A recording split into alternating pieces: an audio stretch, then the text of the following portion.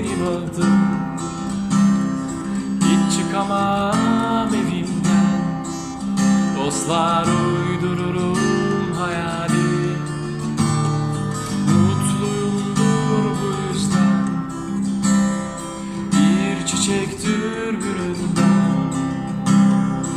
İnsanlara bakarken bir gün bir istasyon gördüm.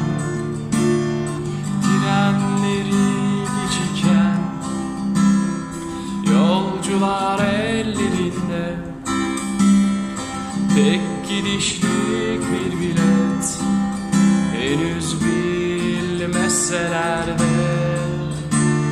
hayat bundan ibaret. İstasyon insanları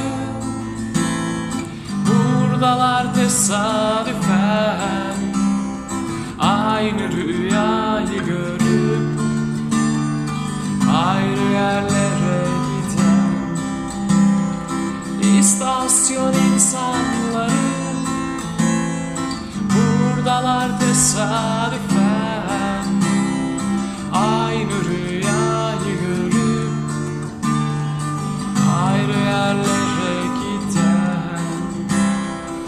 Eskiden, çok eskiden, ben daha çok küçükken, henüz cennet plajı otopark olmamışken, mercanların arasında küçük balıklar var.